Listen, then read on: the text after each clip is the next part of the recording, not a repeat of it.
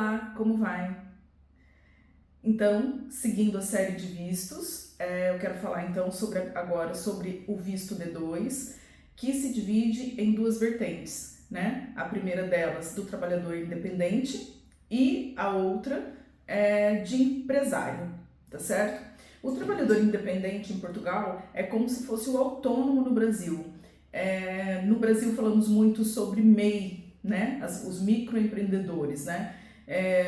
Seriam esses profissionais, tá? Que são empreendedores individuais, que então aqui eles são chamados trabalhadores independentes, né?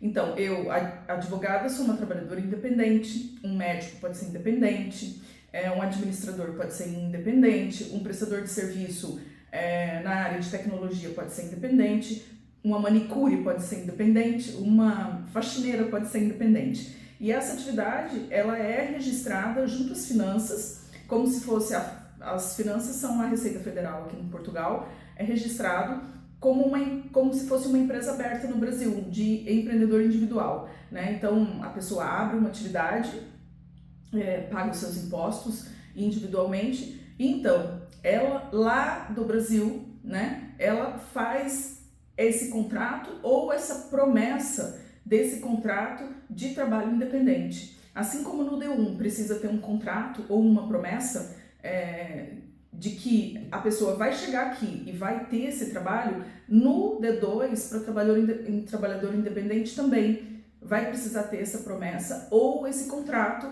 de trabalho independente, tá certo? Então, lá no Brasil, pede-se esse visto para esse trabalhador independente com esse contrato, com essa promessa e mais vários requisitos, é claro, vários documentos e formulários preenchidos. Então, chegando aqui com esse visto, a mesma coisa do D1, vai ser feito a conversão em autorização de residência e o imigrante vai receber lá o seu cartãozinho de residência, sua autorização de residência válido por 2 anos, tá certo? O D2 para empresário, né, um pouco mais complicado, aliás, muito mais complicado, né, porque exige a abertura de uma empresa de verdade, aqui se chama pessoa coletiva. E essa abertura de empresa é feita através de um advogado e depois tem que ter uma contabilista já desde o início gerindo a atividade, mesmo com a empresa fechada. Acho que isso no Brasil também é normal, tá certo? Aí, depois disso, tem que se depositar um capital social, né? Se atribui lá, eu preciso para abrir um restaurante, por exemplo, um capital social de 20 mil euros, né? Então tem um prazo para ser depositado esse valor numa conta de pessoa coletiva, né? Que no Brasil chama-se jurídica, que é coletiva. Então esse valor do capital tem que ir para a conta e também o dono da empresa, que seria o sócio que vai pedir esse visto no Brasil, ele precisa também ter uma conta particular, que seria uma conta singular, que seria de pessoa física, no Brasil aqui chama singular. Então, também depositado 12 meses de subsistência, 12 meses de um salário mínimo para subsistência inicial, tá certo?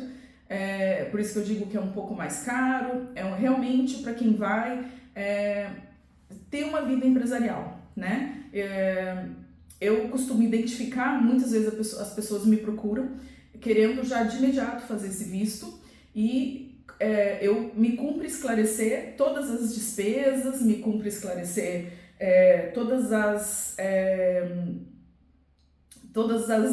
os gastos, às vezes desnecessários, porque se a pessoa tem outra forma de migrar, né, normalmente quando a pessoa quer abrir uma empresa aqui, ela tem uma empresa no Brasil. E algumas vezes essa empresa no Brasil, ela dá o suporte para eu fazer um outro visto, que seria, por exemplo, um D7, né? Ou então um nômade, sem a necessidade de abrir essa quantidade de contas, né? Porque hoje tem sido bem complicado fazer abertura de contas para estrangeiro, tanto para pessoa singular quanto para coletiva. Para coletiva quase impossível, né? Eu já passei as minhas aqui e hoje eu pouco faço esse D2 empresarial, exatamente porque realmente eu faço esse esclarecimento e o cliente sempre faz uma opção menos custosa. Se realmente há necessidade de fazer uma abertura de empresa, aí sim é feita a indicação de encaminhamento para esse setor. Estou sendo bem sincera, tá certo? Então, às vezes a pessoa quer de empreendedor, mas por que empreendedor? Não, é só para ir. Fala, não, então vamos estudar alguma outra forma. Qual que é? Agora, se não tem nenhuma forma, quer fazer? Vai fazer, é claro, né? Não tem, cada um vai fazer, vai ter aí, mas por falta de esclarecimento, a pessoa não vai pecar comigo, tá? Então eu sempre esclareço. Então, a parte do empreendedor. Então, só recapitulando, o D2 tem duas vertentes, uma de trabalhador independente e outro é de empresarial, né? A pessoa vai abrir uma empresa, abrir uma conta em banco, depositar o capital, abrir outra conta na sua pessoa física, que aqui chama singular, depositar 12 meses de subsistência e então solicitar esse visto lá no Brasil. Colocar essa empresa em funcionamento através de um contador que já fica aqui com essa empresa agindo, né? Mesmo estando fechada. Então, lá no Brasil, depois que ele vai chegar aqui para poder iniciar a estruturação dessa empresa, vamos dizer assim, né? Mas tem que estar no Brasil para pedir o visto. Então, a mesma coisa, pede o visto, vem no passaporte ali, um visto temporário, aí você vem aqui, chegando aqui, vai para uma entrevista e aí pede a conversão desse visto para uma autorização de residência, tá certo? Então, mesma coisa, os procedimentos no consulado, sempre um pouquinho complicados, preenchimento de formulário, consulte sempre um advogado, uma pessoa credenciada, inscrita, cuidado para não cair em golpe, tá certo? E até a próxima. Curte aí e compartilhe esse vídeo com quem está precisando dessa informação. Muito obrigada!